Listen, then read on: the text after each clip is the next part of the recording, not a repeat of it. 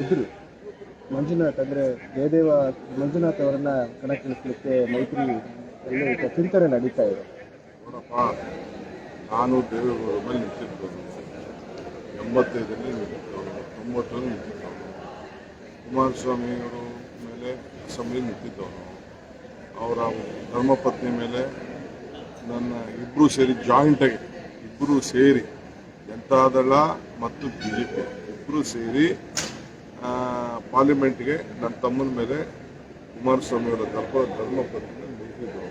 ಆಗ 1,30,32,000 ನಾವು ಚುನಾವಣೆಗೆ ಗೆದ್ದಿದ್ದೀವಿ. ಯಾರು ಬೇಕಾದ್ರೂ ಅವ್ರು ಆಯ್ಕೆ ಮಾಡಿ ನಿಲ್ಲಿಸ್ತೀವಿ. ನಮ್ಮ ಮತದಾರರಿದ್ದಾರೆ. ಸುರೇಶು ಡೆಲ್ಲಿಲಿ ಕೂತ್ಕೊಳ್ಳೋ MP ಅಲ್ಲ, ಹಳ್ಳಿಲಿರೋ MP. ಹಳ್ಳಿಲಿ ಸುರೇಶ್ದೇ ಆದಂಥ ಒಂದು ಪ್ರತ್ಯೇಕವಾದಂಥ ನಮ್ಮ ಮತದಾರರ ಭಾವನೆಯಲ್ಲಿ is a ground level worker ಅಂತ ಇದೆ.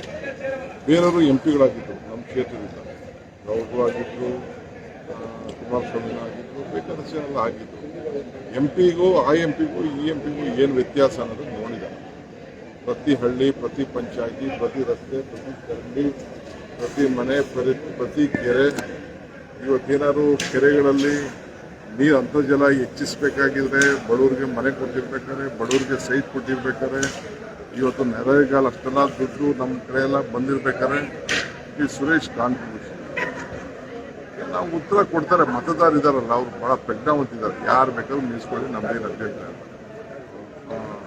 ಅಶೋಕು ಬಂದು ನಿಂತಿದ್ರು, ಚಕ್ರವರ್ತಿ ಅಶೋಕ್ ನಿಂತ್ಕೊಳ್ಳಿ, ಏನು ತೊಂದರೆ ಇಲ್ಲ. ಯಾರು ಬೇಕಾದ್ರೂ ನಿಂತ್ಕೊಳ್ಳಿ.